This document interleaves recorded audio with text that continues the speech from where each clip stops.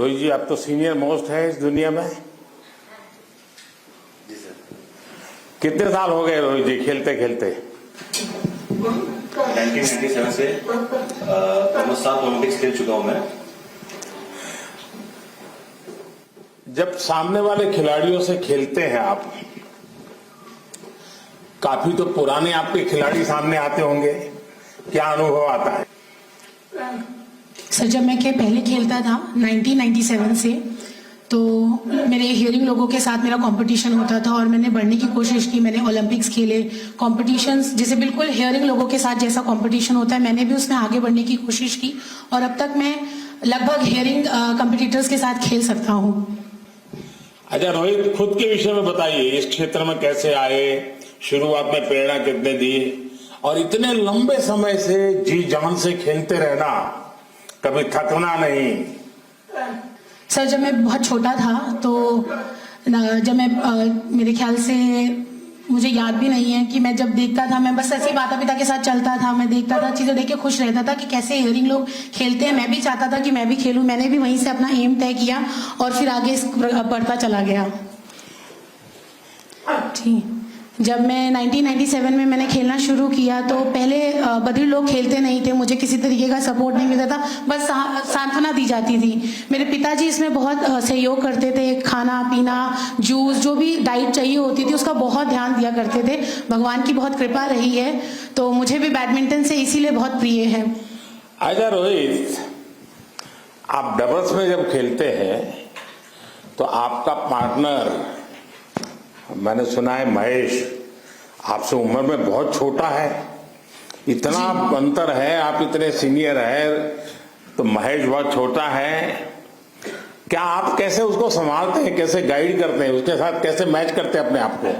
महेश बहुत छोटा है। 2014 में मेरे साथ खेलना शुरू किया, मेरे घर के पास रहता था। मैंने उसे काफी कुछ सिखाया, कैसे मूवमेंट करनी चाहिए, कैसे हार्डवर्क करना है, डेफ ओलंपिक्स के लिए कैसे तैयार होना है।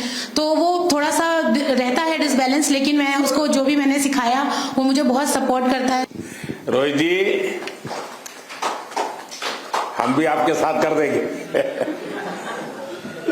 रोहित जी, आपका जीवन एक खिलाड़ी के तौर पर और एक व्यक्ति के तौर पर, मैं समझता हूं आप में लीडरशिप क्वालिटी है, आप में कॉन्फिडेंस लेवल है और आप किसी चीज से ऊब नहीं जाते हैं, लगातार उसमें चेतना भरते रहते हैं। मैं पक्का मानता हूं कि देश के युवा, उनके लिए आप वाकई बहुत ही प्रेरक रहे हैं। आपने अपने जीवन की बाधाओं से कभी हार नहीं मानी। ठीक है, परमात्मा ने कुछ कमी दी, लेकिन आपने कभी हार नहीं मानी। आप पिछले 27 साल से देश के लिए पदक जीत रहे हैं और मैं देख रहा हूं कि आप अभी भी संतुष्ट नहीं है, कुछ न कुछ करने का जज्बा है जी।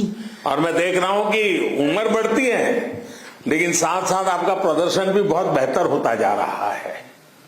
आप अपने टारगेट नए तय करते जाते हो, नए टारगेट को प्राप्त करने की कोशिश करते हैं। मैं समझता हूं कि खिलाड़ी के जीवन में यही एक गुण बहुत बड़ी ताकत होता है। वो कभी संतोष नहीं मानता है, खुद नए गोल सेट करता है, उस सेट के लिए खुद को खपा देता है और उसी का परिणाम है कि कुछ न कुछ प्राप्त करता रहता है। मेरी तरफ से, पूरे देश की तरफ से रोहित को बहुत बहुत शुभकामनाएं और बहुत बहुत बधाई देता हूं। बहुत बहुत धन्यवाद। मैं भी आपको अभिनंदन करता हूं सर। श्री वीरेंद्र सिंह, रेसलिंग।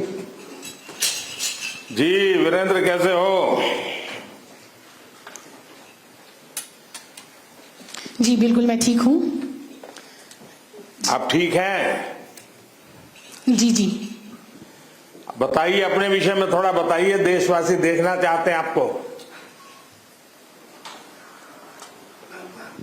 मेरे पिताजी और मेरे चाचा जी पहलवान थे, मैंने उन्हीं को देखकर पहलवानी सीखी और वो गुण मुझ में आया और मैंने ये निरंतर प्रयास किया कि मैं बढ़ता रहूं। बचपन से ही मैंने मेरे मम्मी पापा मुझे सपोर्ट करते थे, मेरे पिताजी ने सपोर्ट किया और मैं वो पहलवानी सीखता चला गया और आज इस स्तर पे पहुंचा हूं। लेकिन पिताजी को और चाचा को संतोष है? नहीं, वो चाहते हैं कि मैं और करूं, और खेलूं, और बढ़ता रहूं, और तरक्की करता रहूं। कि जैसे जैसे देखता हूं कि जो हियरिंग समाज के लोग हैं वो आगे निरंतर बढ़ते जा रहे हैं, जैसे कि वो लोग जीतते जा रहे हैं, मैं भी हियरिंग लोगों के साथ खेलता हूं, मैंने भी उन्हें मात दी है और मैं सिलेक्शन में आया हूं, पर मैं सुन नहीं पाता था, इस वजह से मुझे निकाल दिया गया और मैं नहीं जा पाया और मैं इसके लिए बहुत पछताया, रोया भी। पर फिर मैंने बधिर समाज में जब मैंने अंदर आया तो मेरी रोंगटे खड़े हो गए और मैं खुशी से मारे फूला नहीं समाया कि मैं जीत गया। जब मैं मेडल पहली बार जीता, ऐसे ही मुझे लगता था कि चलो छोड़ो, अब मैं क्यों हियरिंग समाज के पीछे जाऊं, अब मैं बधिर समाज में ही एक नाम कमा सकता हूं और मैं उसको निरंतर आगे बढ़ सकता हूं। मैंने कई मेडल जीते 2005 में, उसके बाद 2007 में, उसके बाद मैंने फर्स्ट ओलंपिक जब जीता था। अच्छा वीरेंद्र बताओ, जीता था। अच्छा 2005 से लेकर अब तक के हर डेफ ओलंपिक्स में आप पदक जीत करके ही आए हैं, ये निरंतरता आप कहां से लाते हैं? इसके पीछे क्या प्रेरणा है आपकी?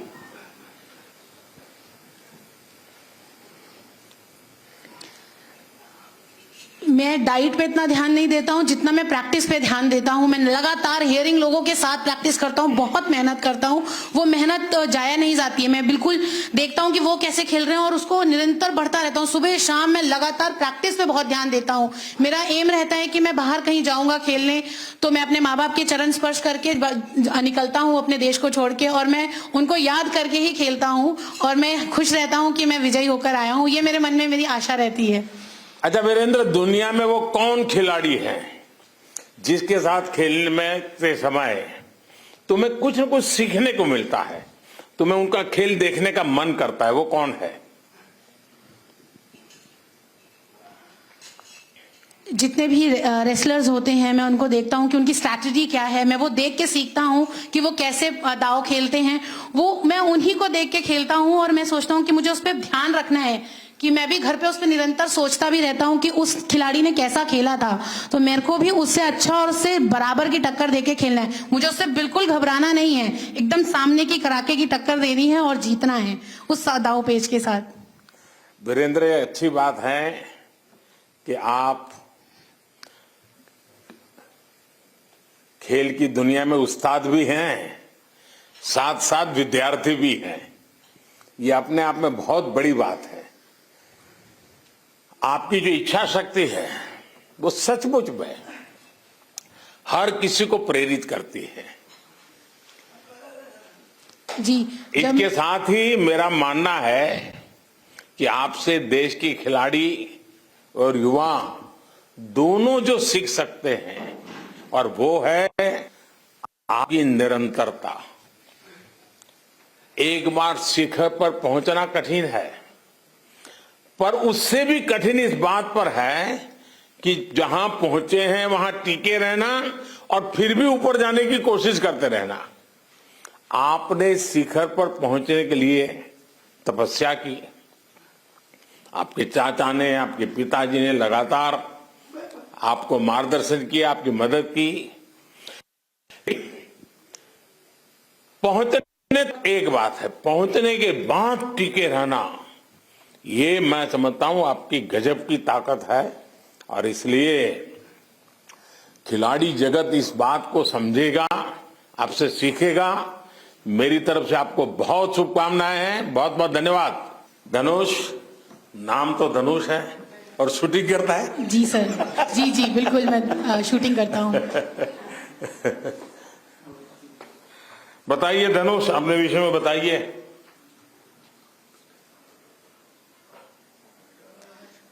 जी, मैं निरंतर शूटिंग में प्रैक्टिस करता रहा। मेरी फैमिली का सपोर्ट मुझे बहुत रहा कि मुझे स्टेज वाइज वो कि मुझे हमेशा बताते रहे कि मुझे जीतना ही है, फर्स्ट ही आना है। मैं 4 बार विदेश जा चुका हूँ जीतने के लिए, और मेरा ये हमेशा निश्चय रहता है कि मैंने तय किया होता है कि मुझे फर्स्ट ही मेडल लाना है, मुझे गोल्ड ही जीतना है। धनुष जी, आप और विद्यार्थी जो चाहते हैं इस खेल में आगे बढ़ना, आप उनकी क्या मदद कर सकते हैं?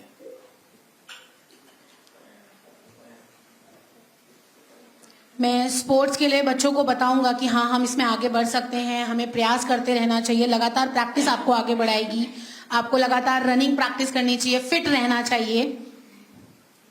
बस सर, मैं इतना ही कहना चाहता हूँ। योगा करते हो? जी, मैं करता आ रहा हूँ काफी टाइम से योगा। और मेडिटेशन करते हो? हाँ, करता हूँ, लेकिन बहुत ज्यादा नहीं, कभी कभार करता हूँ, ध्यान रखता हूँ। पता है कि ये शूटिंग में मेडिटेशन, ध्यान, ये बहुत काम आता है? जी बिल्कुल, केंद्रित करना पड़ता है जी। हैं? बिल्कुल बिल्कुल, होल्ड करके एकदम केंद्र लगाकर एकदम निशाने पे एकदम ध्यान रखकर करना पड़ता है। अच्छा धनुष, बताइए, छोटी उम्र से तुमने इतनी सारी सिद्धियां प्राप्त की है, दुनिया में जाकर के आए हो, तुम्हारी सबसे बड़ी प्रेरणा क्या है? कौन तुम्हें प्रेरित करता है?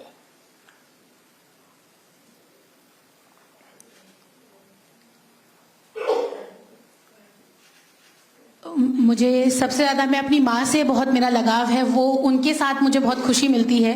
मेरे पापा भी मुझे सपोर्ट करते हैं और प्यार करते हैं, लेकिन पहले 2017 में जी, मैं जब थोड़ा परेशान रहता था, उदास रहता था, तो मम्मी का सपोर्ट बहुत रहता था।